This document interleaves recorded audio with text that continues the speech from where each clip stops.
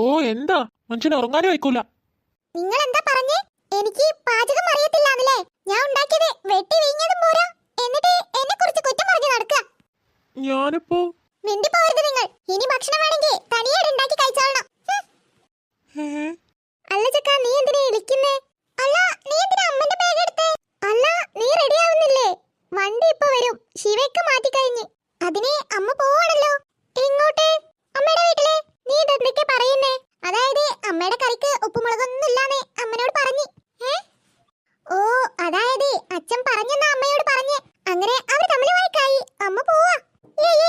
അപ്പൊ സ്കൂളിൽ പോകണ്ടല്ലോ. എടാ കേശു, നീ സത്യാണ് പറയുന്നേ? അതെന്നെ. പിള്ളേരൊക്കെ എന്തേ? അവിടെ ഉണ്ടായിരുന്നോ?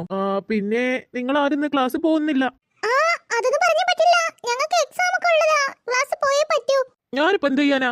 ലഞ്ചൊക്കെ റെഡിയാക്കുമ്പോഴേക്കന്നെ ടൈം ഒരുപാടാവും. നിങ്ങൾ ഇവിടെ ഇരിക്കി, ഞാനിപ്പോ വരാം. ഓ, ഈ ചേച്ചി എല്ലാം കൊളാക്കും. അതന്നെ, ഒരു വിധത്തിൽ സെറ്റ് ആയി വന്നതാ.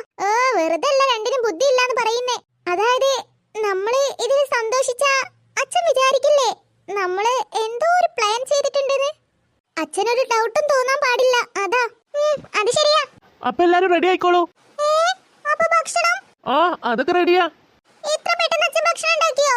ആര് പറഞ്ഞു നിങ്ങളെ അമ്മക്ക് നിങ്ങളോട് സ്നേഹമില്ലാതെ ബ്രേക്ക്ഫാസ്റ്റോ ലഞ്ചൊക്കെ ഉണ്ടാക്കി വെച്ചിട്ട് അമ്മ പോയത്? ഓ, ഈ അമ്മയുടെ ഒരു കാര്യം. എന്തൊക്കെയാ സ്വപ്നം കണ്ടേ? എന്താടാ നീ പിറുപിറുക്കുന്നേ? ഒന്നുമില്ല, ഞാൻ റെഡി ആവട്ടെ. അപ്പോഴേക്ക് ഞാൻ ഭക്ഷണം എടുത്ത് വെക്കാം. എന്തൊക്കെയാ